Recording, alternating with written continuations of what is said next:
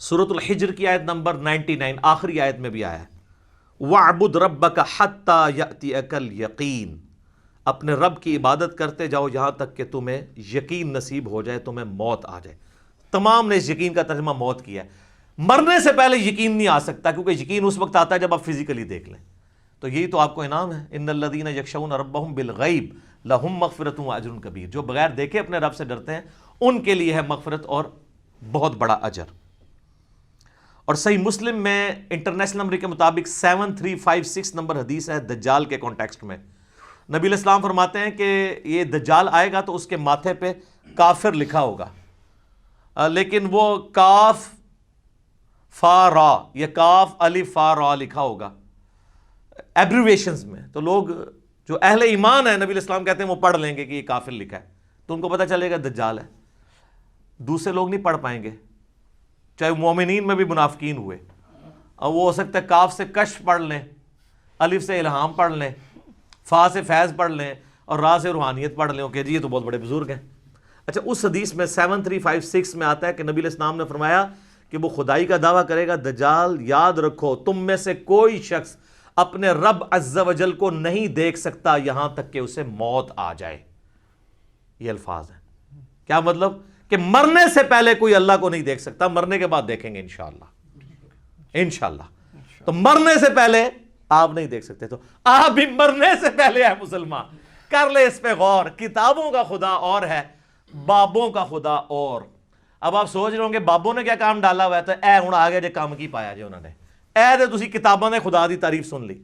بابوں نے کیا کام ڈالا ہے جناب؟ تذکرۃ الاولیاء شیخ فرید الدین عطار المتوفی 627 ہجری کی کتاب ہے، جو بریلوی اور دیوبندی دونوں چھاپ رہے ہیں، اور کہہ رہے ہیں سارے اولیاء کے حالات زندگی اس میں لکھے ہوئے ہیں، ایسی کو کتاب نہیں۔ اس میں بایزید بسطامی کی معراج لکھی ہوئی ہے، المتوفی 261 ہجری۔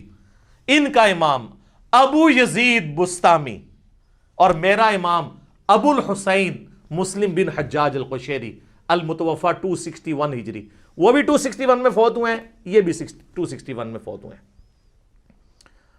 تو وہ کہتے ہیں انہوں نے معراج میں وہ عرش تک پہنچ گئے اور اللہ کو دیکھا، مشاہدہ کیا، اور باقاعدہ چیپٹر ہے بایزید بسطامی کی معراج تذکرۃ الاولیاء میں۔ بخاری مسلم کو چھوڑ کے ان کے پیچھے پڑے ہوئے ہیں، اور یہ آپ کو حوالے اس کے تذکرۃ الاولیاء کے فضائل اعمال میں ملیں گے، فضائل سنت میں بھی، تبلیغی جماعت کی کتاب میں بھی، دعوت اسلامی کی جماعت کی کتاب میں بھی، یعنی دونوں بھاری فرقے بریلوی اور دیوبندی اس کو لے کے چل رہے ہیں۔ پھر کشف المحجوب جو اس سے بھی پہلے لکھی گئی 200 سال پہلے، علی بن عثمان حجویری المتوفی 465 ہجری، انہوں نے کشف المحجوب میں بایزید بسطامی کے بارے میں کلیم کیا ہے کہ وہ جب حج کرنے کے لیے گئے تو پہلی دفعہ گئے تو صرف کعبہ دیکھا، تو کہتے ہیں میرا حج نہیں ہوا۔ اگلی دفعہ گئے تو کعبہ بھی دیکھا اور کعبے کے رب کو بھی دیکھا، تو کہتے ہیں پھر بھی میرا حج نہیں ہوا۔ تیسری بار گئے تو صرف اللہ کو دیکھا، کعبہ ہی غائب تھا، تو ان کا اب میرا حج ہوا ہے۔ فزیکلی دیکھا۔ اگر کہتا نہیں یہ خواب میں دیکھنا ہے، تو سر میرا معصومانہ سوال ہے کہ خواب کا پیکج موسیٰ ابن عمران علیہ السلام کو آفر کیوں نہیں ہوا، جن کو سورۃ الاعراف کی آیت نمبر 143 میں کہا گیا لن ترانی، موسیٰ تو مجھے نہیں دیکھ سکتا، انہوں نے آگے سے توبہ کی۔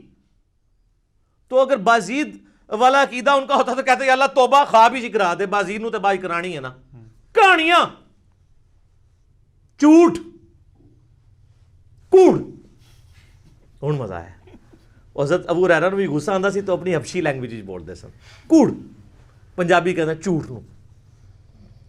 اچھا جی، شیخ زکریا کاندلوی نے کتاب لکھی ہے فضائل حج۔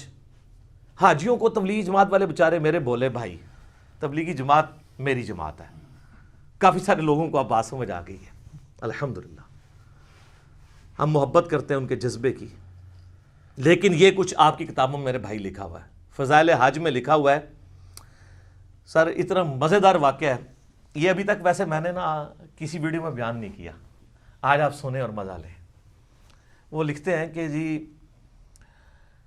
محدث عبد الرزاق مسجد نبوی میں بیٹھ کے درس حدیث دے رہے تھے۔ آپ پتہ محدث عبد الرزاق کون ہے؟ امام بخاری اور امام مسلم کے استاد ہیں جی، بخاری مسلم نے ان سے حدیثیں لی ہوئی ہیں محدث عبد الرزاق سے۔ یہ وہی ہیں جن کی مصنف عبد الرزاق ہے، دو ہیں نا کٹھی لکھی کی، مصنف ابن ابی شیبہ اور مصنف عبد الرزاق. سر اے او جے اے عبد الرزاق تھوڑا کرکٹر نہیں ہے پاویں سمجھو. محدث عبد الرزاق بیٹھے ہوئے 3 صدی ہجری کے اندر بڑے اماموں میں سے وہ حدیثیں بیان کر رہے ہیں.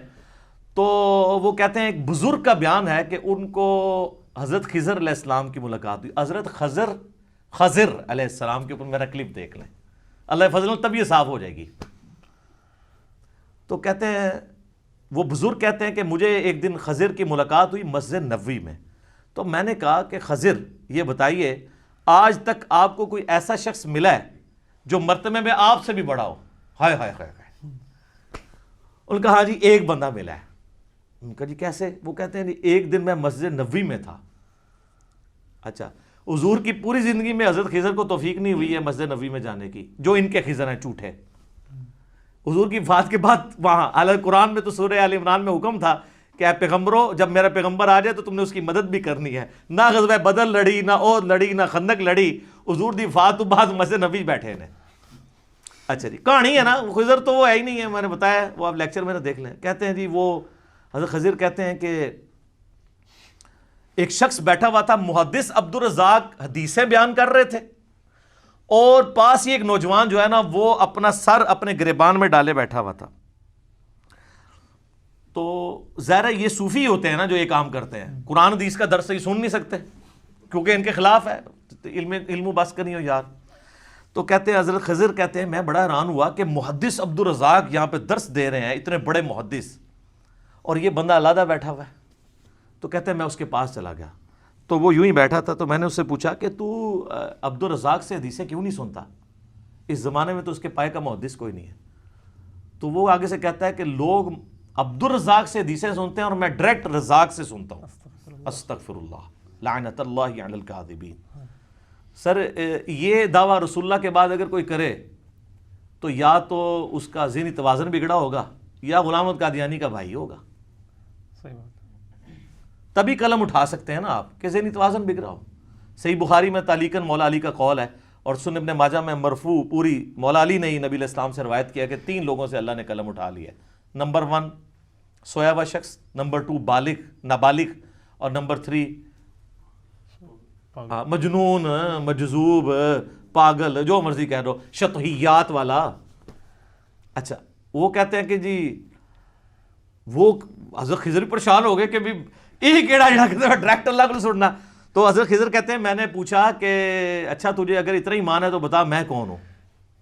تو کہتے ہیں جی اس نے کہا کہ نظر اٹھا کے کہا, انہوں نے کہا اگر میں غلط نہیں ہوں تو خضر ہے. کہتے ہیں میں ڈر گیا. تو کہا یہ مجھے ایک بندہ ملا جو مرتبہ میرے سے اوپر سے. اے جے جناب کہانیاں تے اس لیے میں نے بیان کیا کہ یہ حضرت موسیٰ علیہ السلام اور پیغمبروں کے مقابلے پہ انہوں نے اپنے بابے بنائے ہوئے ہیں. تو اب ہم ان کو صرف پیار سے ہی کہہ سکتے ہیں کہ مرنے سے پہلے اے مسلمان کر لے اس پہ غور, کتابوں کا خدا اور ہے, بابوں کا خدا اور. البتہ میرے بھائیو اس کائنات میں ایک ہستی ایسی ہے جسے اللہ تعالیٰ نے اس دنیا میں خواب کی حالت میں اپنا دیدار عطا کیا, اور اس اعتبار سے باقی ساری مخلوقات پہ فوقیت دی, اور وہ ہمارے محبوب سید الاولین والآخرین شفیع المذنبین رحمت للعالمین سیدنا و مولانا امام اعظم محمد رسول اللہ صلی اللہ علیہ وآلہ وسلم کی مبارک ذات ہے. اور یہ تو نبی الاسلام کے بارے میں خواب میں زیارت والا معاملہ, یہ تو میں حدیث آپ کو بعد میں بیان کرتا ہوں. آپ کے بابوں نے یہ دعویٰ امام حنیفہ کے لیے بھی کیا, وہ کہتے ہیں 100 دفعہ خواب میں زیارت ہوئی ہے. احمد بن حنبل کے بارے میں تو فضائل اعمال کے اندر لکھا ہے کہ خواب میں اللہ کو دیکھا اور پوچھا کہ اللہ جی میں آپ کا قرب چاہتا ہوں تو کس چیز سے حاصل کروں, تو اللہ نے فرمایا قرآن سے. تو اگے امام احمد بن حنبل نے کہا کہ اللہ سمجھ کے کہ بغیر سمجھ کے, تو اللہ نے کہا کہ چاہے سمجھ کے چاہے بغیر سمجھ کے. کڈی کہانی خواب ہی چیز لینی تھی. تو سر اس پہ میری 100 نمبر مجلس دیکھ لیں, کتابوں کا خدا اور ہے, بابوں کا خدا اور. میں آج اس کی انجینئرنگ نہیں کرتا, بل یہ فضائل اعمال کے اندر یہ لکھا ہوا ہے, فضائل ذکر والے چیپٹر کے اندر, کہ امام احمد بن حنبل نے بھی اللہ کو دیکھا ہے خواب میں. بالکل کہانی ہے. اگر یہ کوئی چیز ہوتی تو یہ پیکج موسیٰ علیہ السلام کو آفر ہوتا, جو سورۃ الاعراف کی آیت نمبر 143 میں کیٹاگوریکل ڈینائی آ گیا، لن ترانی، تو نہیں دیکھ سکتا، ٹھیک ہے، فزیکلی تو کوئی دیکھ سکتا، خواب میں بھی صرف نبی علیہ السلام کی خصوصیت ہے۔ اور وہ حدیث ہے میرے بھائیوں جامعہ ترمذی میں انٹرنیشنل نمبر کے مطابق 3235، یہ حدیث مسند امام احمد میں بھی ہے، مشکات المصابی میں 748 نمبر ہے پہلی جلد کے اندر، اور یہاں خواب کا ذکر ہے۔ اور یاد رکھیے گا سورہ الصافات کی آیت نمبر 100 سے لے کے 103 تک آتا ہے نا کہ ابراہیم علیہ السلام کو اللہ نے خواب میں بیٹے کی قربانی کا حکم دیا تھا۔ انبیاء کے خواب وحی الہی ہوتے ہیں۔ بخاری مسلم میں کئی احادیث ہیں کہ نبوت کا 46واں حصہ خواب ہے، نبیوں کو جو خواب دکھایا جاتا ہے وہ ڈیفینیٹلی وحی الہی ہوتا ہے۔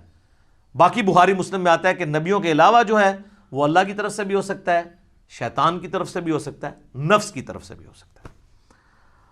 تو یہ ترمذی میں جو حدیث ہے، مسند احمد میں بھی، مشکات المصابی میں بھی، اور اس حدیث کے ساتھ امام ترمذی نے لکھا ھذا حدیث حسن صحیح، یہ حدیث حسن صحیح ہے۔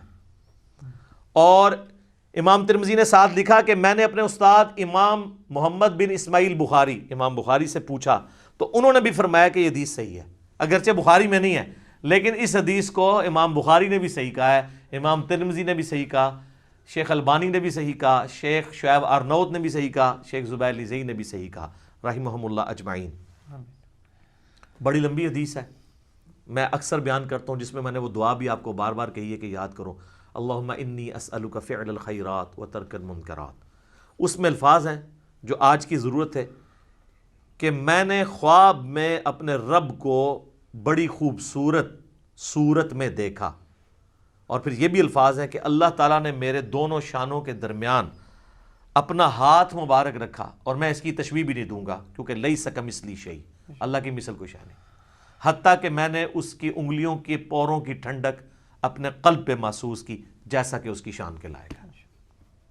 باقی لمبی حدیث ہے لیکن اس میں سے یہ پورشن میں نے بیان کرنا تھا کہ خواب میں نبی علیہ السلام کو زیارت ہوئی ہے۔ اب یہاں پہ یاد رکھیے گا ایک بہت میں آپ کو کریٹیکل پوائنٹ دینے لگا ہوں، اگر کوئی شخص اللہ ہی کو دیکھ لے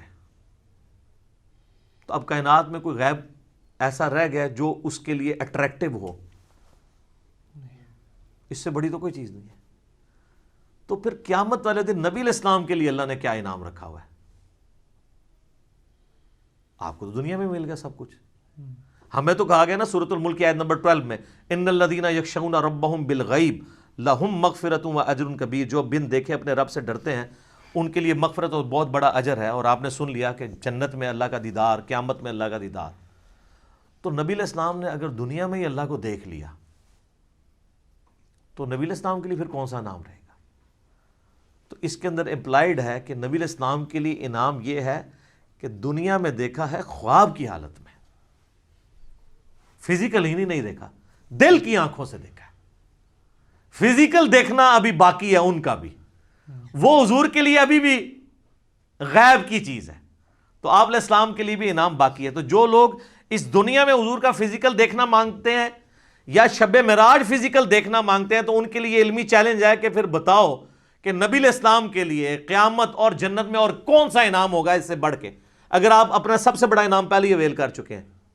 اور یہ پوائنٹ جس شخصیت نے ہائی لائٹ کیا ہے میں اس کا کریڈٹ اسی کو دیتا ہوں، مولانا اسحاق صاحب رحمہ اللہ تعالی، المتوفی 213 عیسوی مطابق 28 اگست 2013، انہوں نے یہ چیز ہائی لائٹ کی تھی، اور یہ میں نے نہ آج تک کسی کتاب میں پڑھی نہ کسی اسکالر سے سنی۔ اسکالر نے بیچارے نے کیا بیان کرنا ہے، یہ مولانا اسحاق کو کریڈٹ جاتا ہے کہ انہوں نے یہ ایسا علمی، آپ کہتے ہیں وہ جس طرح وہ تاش میں کہتے ہیں نا یکا پھینکنا، کہ بتاؤ کہ اگر حضور نے بھی اللہ تعالیٰ کو فزیکلی دیکھ لیا جو تمہارا کلیم ہے تو حضور علیہ السلام کے لیے تو اب کوئی چیز نہیں رہے گی باقی۔